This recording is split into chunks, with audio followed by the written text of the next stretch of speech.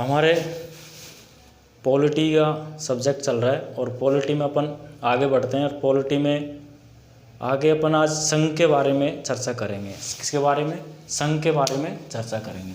संघ मतलब यूनियन।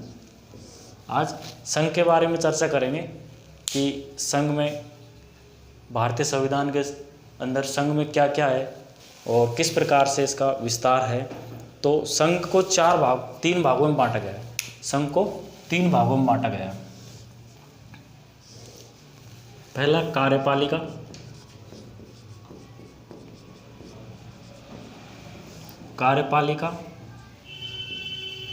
व्यवस्थापिका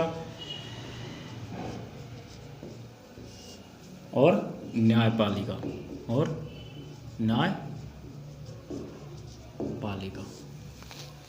संघ यूनियन के बारे में हम चर्चा करते हैं। संघ को 3 भागों में बांटा गया है, कार्यपालिका, व्यवस्थापिका और न्यायपालिका। तो भारतीय संविधान में जो अपनी जो संसद है वो एक संसदात्मक है, मतलब कि पार्लियामेंट्री है। और यूएसए की संसद, जैसे यूएसए की संसद वो अध्यक्षात्मक है। यूएसए में अध्यक्षात्मक है राष्ट्रपति, और अपने राष्ट्रपति निर्वाचित होता है लेकिन संसदात्मक है, मतलब पार्लियामेंट्री संसदात्मक है। जैसे इसको संसदात्मक शब्द कहाँ से लिया गया? यूके से संसदात्मकता की प्रणाली ली गई है अपने संविधान के अंदर। ठीक है। मुख्य विशेषता उत्तरदायी व दोहरी कार्यपालिका इसकी है। मुख्य विशेषता इसकी उत्तरदायी व दोहरी कार्यपालिका के अंतर्गत किया गया है। ठीक है। और कार्यपालिका के बारे में आज हम चर्चा करेंगे कि कार्यपालिका में क्या क्या आता है। तो कार्यपालिका में अपन बढ़ते हैं। 3 हेडिंग है इसकी। फर्स्ट है कार्यपालिका, दूसरी व्यवस्थापिका, तीसरी है न्यायपालिका। आज हम चर्चा करते हैं कार्यपालिका के बारे में। इसके बारे में कार्यपालिका के बारे में चर्चा करेंगे आज।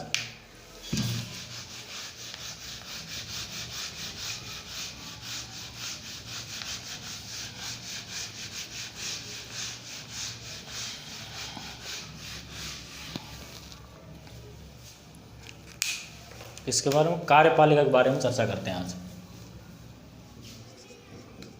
कार्यपालिका,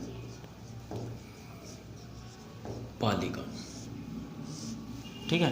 कार्यपालिका के बारे में चर्चा करते हैं। कार्यपालिका बोलते हैं एग्जीक्यूटिव,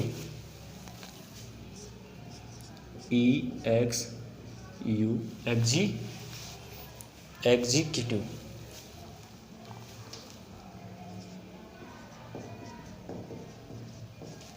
कार्यपालिका, ठीक है। कार्यपालिका के बारे में चर्चा करते हैं। कार्यपालिका के अंदर कौन कौन आता है? कार्यपालिका के अंदर जैसे राष्ट्रपति है, उपराष्ट्रपति है, ठीक है, प्रधानमंत्री है, मंत्रिपरिषद है, महान्यायवादी है। कौन कौन आता है कार्यपालिका के अंदर? राष्ट्रपति,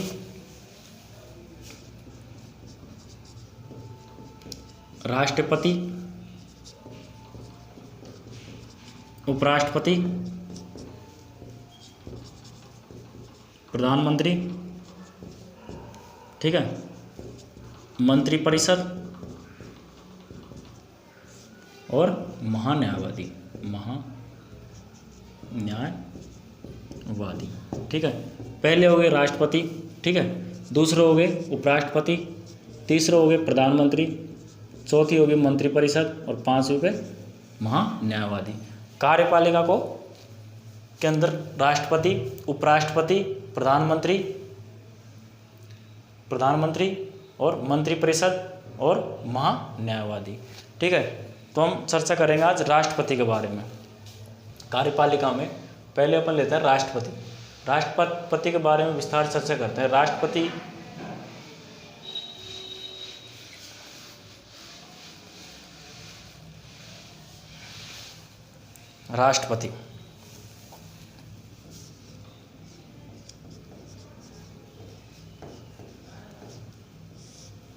राष्ट्रपति, ठीक है। राष्ट्रपति का पद कहाँ से लिया गया? राष्ट्रपति का पद ब्रिटेन से लिया। भारतीय संविधान के अंतर्गत अपन ने राष्ट्रपति का जो शब्द है अपना, जो राष्ट्रपति का पद है, वो कहाँ से लिया अपन ने? ब्रिटेन से लिया। कहाँ से लिया? ब्रिटेन से लिया। ठीक है, जो राष्ट्रपति का पद है वो कहाँ से लिया? ब्रिटेन से लिया। ठीक है, राष्ट्रपति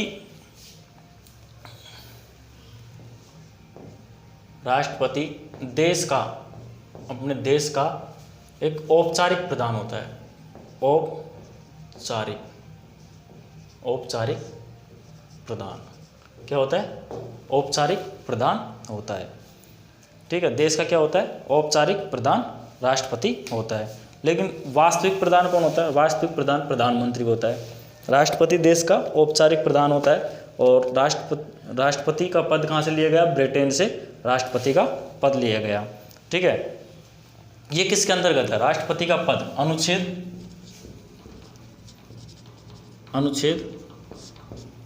52 के अंतर्गत क्या कहा गया है? राष्ट्रपति का पद,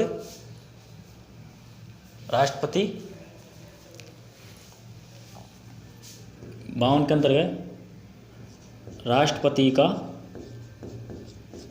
राष्ट्रपति का पद क्या है? अनुच्छेद 52 के अंतर्गत क्या बताया गया है? राष्ट्रपति का पद। राष्ट्रपति का पद कहाँ से लिया गया? ब्रिटेन। ठीक है, कहाँ से लिया गया? राष्ट्रपति का पद कहाँ से लिया गया? ब्रिटेन से। देश का औपचारिक प्रधान होता है, क्या होता है? देश का औपचारिक प्रधान, मतलब कि नाम मात्र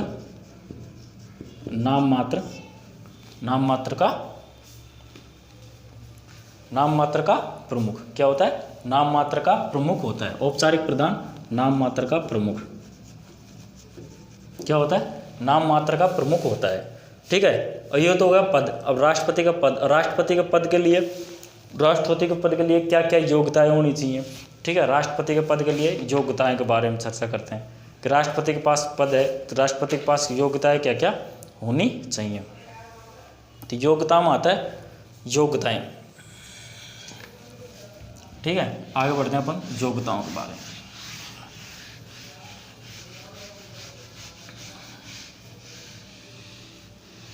राष्ट्रपति के पद के लिए योग्यताएं। योग्यताओं की चर्चा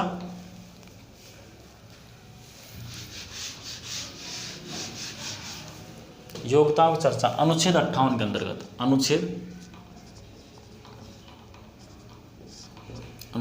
58। ठीक है, किसके बारे में? योग्यताएं। राष्ट्रपति के पद के लिए क्या क्या योग्यताएं होनी चाहिए? योग्यता बारे में, राष्ट्रपति पद के लिए पहली बात तो भारत का नागरिक होना चाहिए। ठीक है, दूसरी बात कम से कम 35 वर्ष उम्र होनी चाहिए। भारत का नागरिक होना चाहिए। क्या होना चाहिए? भारत का नागरिक।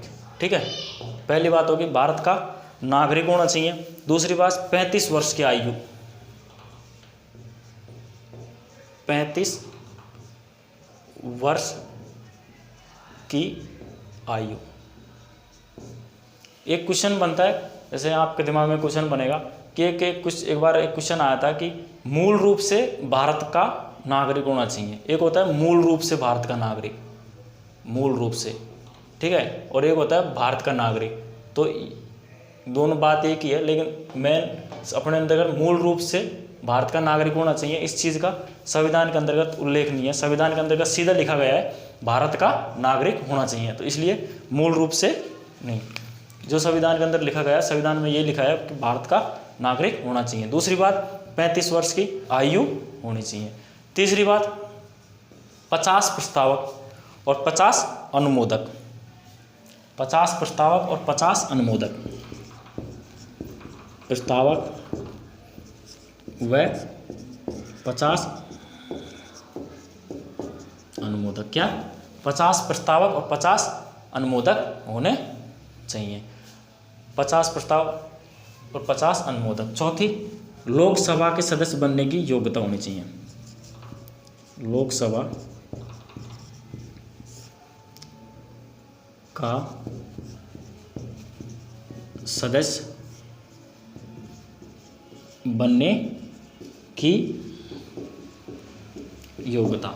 ठीक है, लोकसभा के सदस्य बनने की योग्यता होनी चाहिए।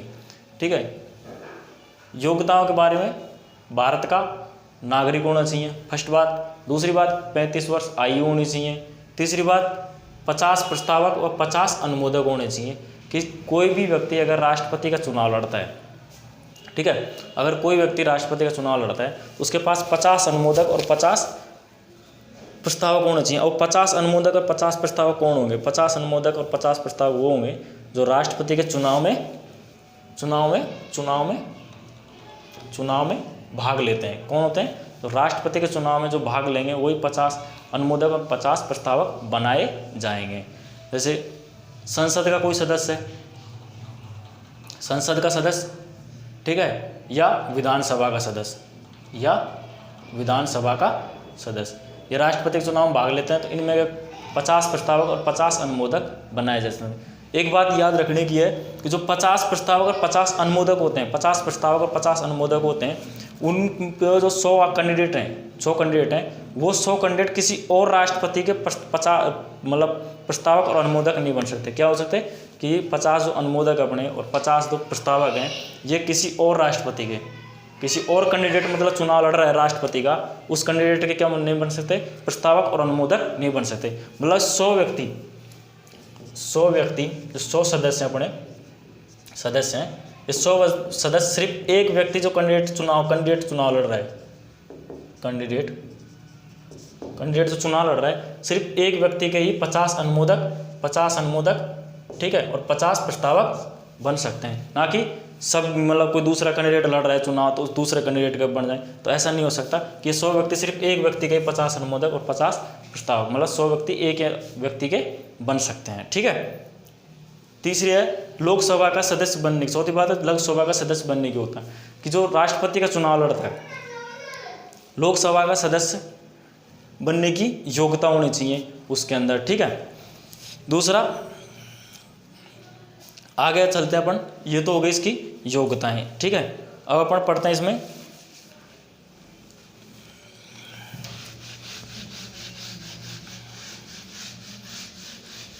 आगे बढ़ते हैं इसके अंदर।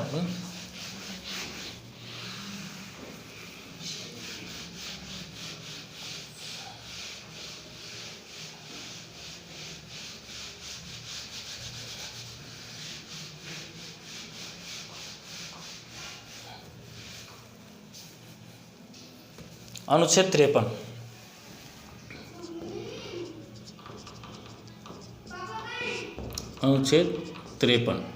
अनुच्छेद 53 में बताया गया है कि राष्ट्रपति कार्यपालिका का प्रधान होगा। क्या हो गया? राष्ट्रपति है जो कार्यपालिका का औपचारिक प्रधान हो गया। क्या हो गया? कार्यपालिका का प्रधान। कार्यपालिका का प्रधान, ठीक है, राष्ट्रपति कार्यपालिका का प्रधान होगा। वह वास्तविक प्रधान कौन होगा? ये तो कार्यपालिक क्या होगा? औपचारिक होगा, औपचारिक। ठीक है, क्या हो गया? राष्ट्रपति कार्यपालिका का प्रधान होगा। कैसा होगा? औपचारिक होगा। लेकिन वास्तविक प्रधान,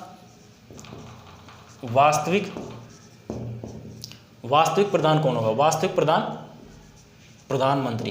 कौन हो गया? प्रधानमंत्री। ठीक है, वास्तविक प्रधान कौन होगा? प्रधानमंत्री होगा। ठीक है, लेकिन जो सभी कार्य किए जाएंगे उनमें कार्यों में राष्ट्रपति की अनुमति लेना, राष्ट्रपति के हस्ताक्षर लेना जरूरी है। सभी कार्यों में अगर संसद के द्वारा जो भी या प्रधानमंत्री के द्वारा जो भी कार्य किए जाएंगे उनमें सब में राष्ट्रपति का अनुमति लेना, राष्ट्रपति के हस्ताक्षर लेना जरूरी है। राष्ट्रपति के क्या? हस्ताक्षर लेना जरूरी है। ठीक है, वास्तविक प्रधान कौन होता है? प्रधानमंत्री। औपचारिक प्रधान कौन हो गया? राष्ट्रपति। संसद के द्वारा जो भी कार्य किए जाने उनमें राष्ट्रपति का हस्ताक्षर लेना जरूरी है। ठीक है, अगले बढ़ते हैं अपन राष्ट्रपति के निर्वाचन के बारे में। ठीक है, योग्यताएं होगी, पद के बारे में चर्चा होगी। अगला बढ़ते हैं अपन राष्ट्रपति का निर्वाचन कैसे होता है, राष्ट्रपति का निर्वाचन किस प्रक्रिया के द्वारा होता है, राष्ट्रपति का निर्वाचन कैसे होता है, जो हमारा भारत का राष्ट्रपति है उसका निर्वाचन कैसे किया जाता है।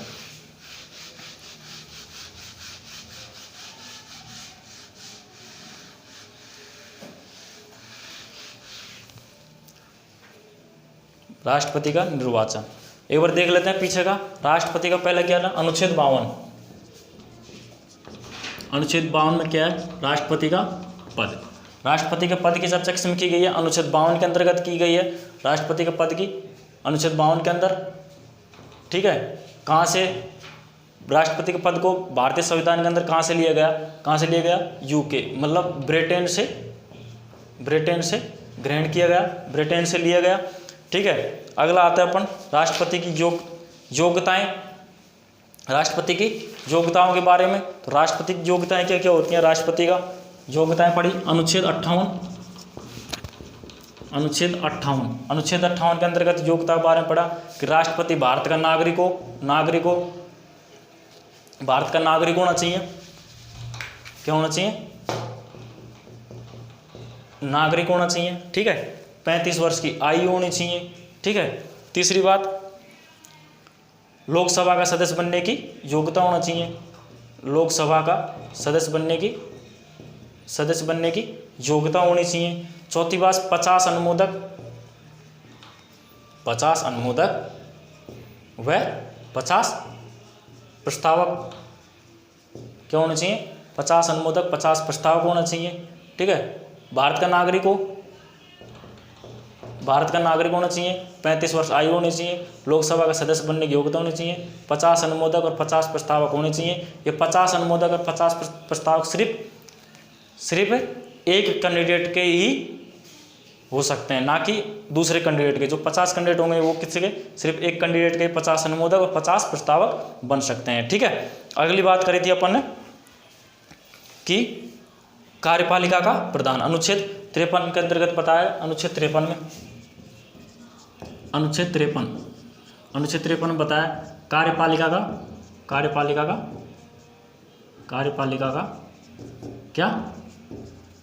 का प्रधान होना चाहिए, है ना। इसमें राष्ट्रपति कार्यपालिका का औपचारिक प्रधान होता है।